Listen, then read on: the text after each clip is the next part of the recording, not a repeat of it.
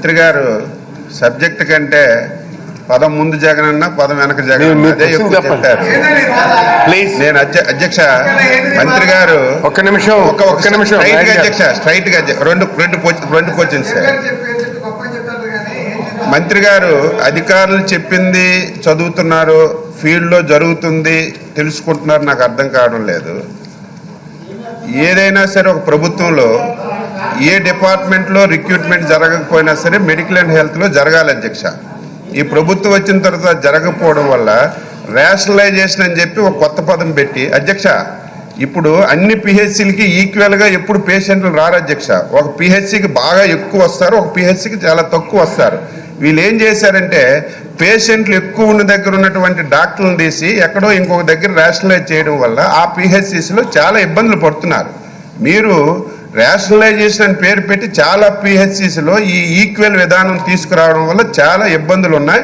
మంత్రి గారు మరొకసారి రివ్యూ చేసి దీని మీద గమనించాలి. నెంబర్ 1 అధ్యక్ష. నెంబర్ 2 అధ్యక్ష మంత్రి గారు చెప్పారు నాడు నేడు కింద 670 కోట్లు ఖర్చు పెడుతున్నా. మీ నాడు నేడుకో నమస్కారం. ఎక్కడ కూడా పని చేసినప్పుడు మొత్తం ఇరక్కొట్టేస్తున్నారు అధ్యక్ష. పిహెచ్సీలన్నీ ఇరక్కొట్టడం, గోడలన్నీ గీయడం అన్నీ చేస్తున్నారు.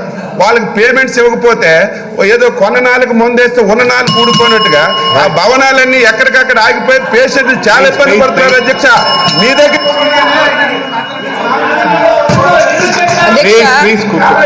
అధ్యక్ష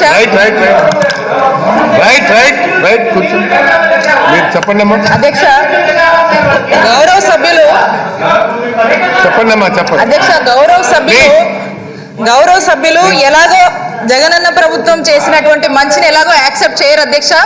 పదే పదే జగనన్న ప్రభుత్వం చేస్తున్నటువంటి మంచి మీద బురద జల్లడం ఏజెండాగా పెట్టుకొని రాష్ట్రంలో ఏ విధంగా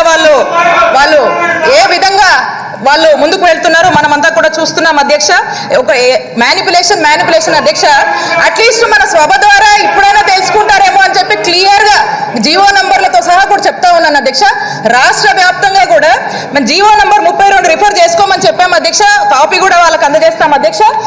ఈ జీవో నంబర్ 32 ఏం చెప్తుందంటే అధ్యక్ష, ఇందాక క్లియర్ గా చెప్పాను అధ్యక్ష, మా చిల్లూరుపేట నియోజకవర్గమైనా వాళ్ళ సింగరాయకొండ అయినా రేపు ఇంకో ప్రకాశం జిల్లాలో ఉన్నటువంటి సంతనూతలపాడైనా మీ కాన్స్టిట్యున్సీ అయినా ముఖ్యమంత్రి గారు పులివెందుల కాన్స్టిట్యున్సీ అయినా పిహెచ్సి అంటే 14 మంది ఒక ఫిక్స్డ్ రీస్ట్రక్చరింగ్ యూనిఫామ్ ప్యాటర్న్ తీసుకొచ్చామని స్పష్టంగా చెప్పినా వాళ్ళకి అర్థం కావట్లేదు అధ్యక్ష.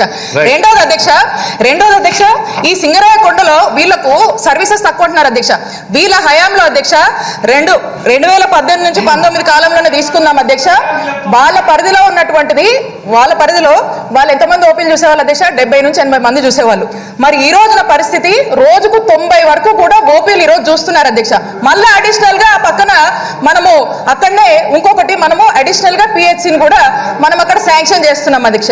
ఇదే విషయాన్ని వాళ్ళకు స్పష్టంగా చెప్పినా కూడా మళ్ళీ ఈ విధంగా వాళ్ళు డైవర్ట్ చేయడానికి ప్రయత్నిస్తారు. ఇంకొక విషయం అధ్యక్ష, for the first time in the history of Andhra Pradesh అధ్యక్ష జగనన్న ప్రభుత్వం అధ్యక్ష 48,693 మంది మెడికల్ స్టాఫ్ ని రిక్రూట్ చేసినటువంటి ఘనత ఆంధ్రప్రదేశ్ రాష్ట్రానికి జగనన్న ప్రభుత్వం అని తెలియజేస్తున్నా అధ్యక్ష.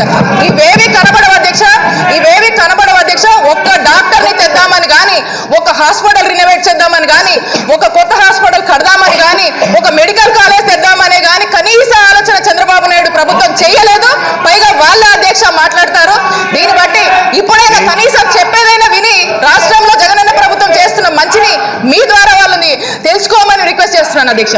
Thank you. Right. Question number 1830